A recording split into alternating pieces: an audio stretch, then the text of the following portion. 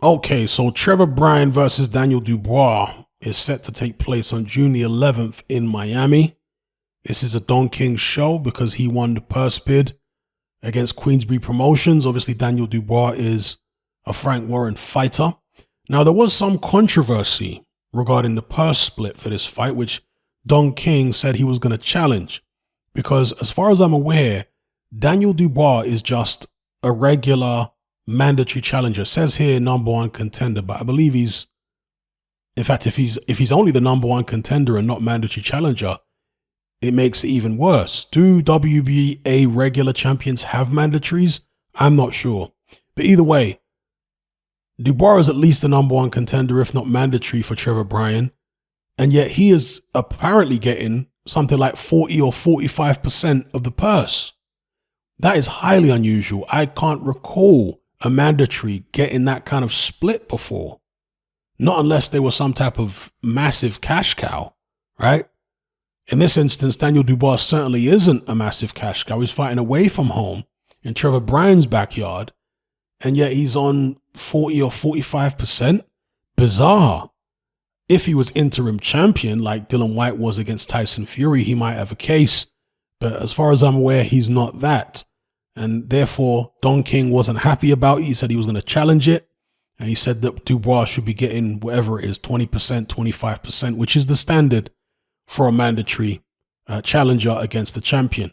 I'm not sure if the WBA regular belt is different in terms of the split when compared to the WBA super champion belt. I don't know how that all works. If you guys want to trawl through the WBA rule book, be my guest. I do look at the rules from time to time, but they're often so vague. It's like, what's the point? Because we know that the rules are deliberately vague so that they can interpret them in whatever way they wish. It's kind of like YouTube's terms of service. Deliberately vague language so they can interpret it and apply it in whatever way they wish. You see it? That's how the WBA and most of the other sanctioning bodies' rules are deliberately vague. So anyway, the fight is set to take place. And let me know what you guys think about it. I saw, or I read, should I say, a comment from Larry Holmes recently, who says that he's really impressed with Trevor Bryan. He's been watching him in training, and he thinks that Trevor Bryan has got a real good shot in this fight against Dubois. And this is something I've said in some videos in the past when I talked about Trevor Bryan. When he was in shape a few years ago, he actually looked like he had a bit of talent. But in recent times, in his last few performances, he's been so badly out of shape that he just hasn't looked very good at all. And it's not just obviously aesthetic, but his performances have suffered badly since he's been out of shape. Not everybody is like an Andy Ruiz, where they can look like a tub of lard and still perform very well. Most fighters, when they get that out of shape, when they get that overweight, it massively reduces their speed, it massively reduces their mobility, it massively reduces just about everything that they can do. Sometimes power, although it depends how much weight you put on, because you can get to a stage where you put so much weight on that you can no longer rotate your hips and you can no longer bend your knees and do all that kind of stuff. So you're not really getting the same leverage into the shots. So you can actually start to lose power if you go past a certain weight. That's potentially the case with Trevor Bryan already, at least for his last few fights. But as I say, earlier on in his career, when he was lighter, he looked much better. Faster, better coordinated, better balance, better everything. I'll be very interested to see what kind of weight he comes in for this fight. This is the biggest fight of his career so far. I'm sure he's seen Dubois knocking people out in the United Kingdom. Dubois, of course, has fought in America more recently. So, yeah, he's coming to try and take Trevor Bryan's head off, no doubt, establish that big, powerful jab. And, Trevor Bryan, even though he's a relatively young heavyweight, I think he might be in his early 30s, could even be in his late 20s. Does it say? Yeah, his age is 32. So he's in his early 30s. He's not that old by heavyweight standards. But he looks like a veteran. You know, he looks like a guy who's in his 40s. If you look at Trevor Bryan, looks like a guy in his 40s. But he has that veteran savvy about him. That's what I will say. Even against these low-level opponents he's been fighting and struggling with, Bryan just has a certain veteran savvy, which is reminiscent of some of those 80s heavyweights who had a lot of that savvy. You know, the Witherspoons and people like that.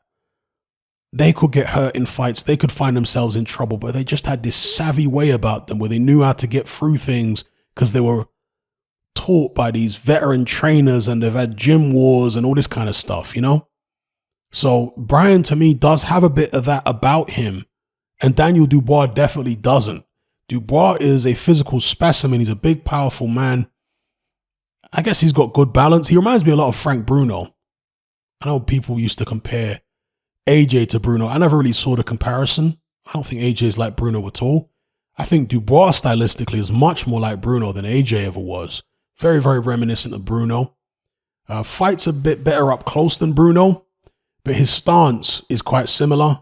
Upright, rigid, uses that jab. Again, not the fastest guy in the world.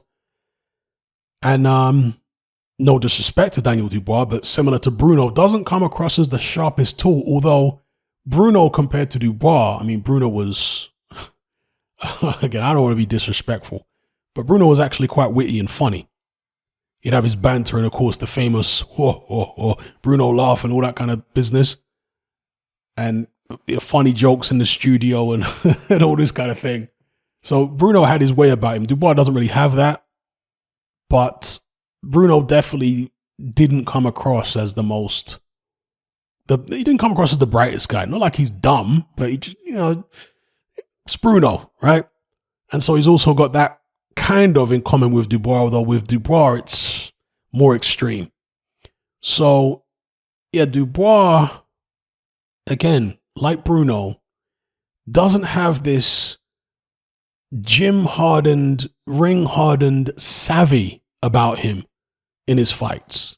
And we saw that, of course, against Joe Joyce. When he's in deep and when he's up against it, Dubois doesn't quite know what to do, like Frank Bruno. We saw that against Tim Witherspoon, for example. He was outboxing Tim Witherspoon. He was controlling that fight. But Witherspoon was able to get through it. And then Witherspoon was able to drag Frank Bruno into deep waters and drown him. And of course, that happened to Frank Bruno several times in his career. It nearly happened when he finally won the WBC World Heavyweight title many years later against Oliver McCall, because he'd been dominating McCall for the whole fight.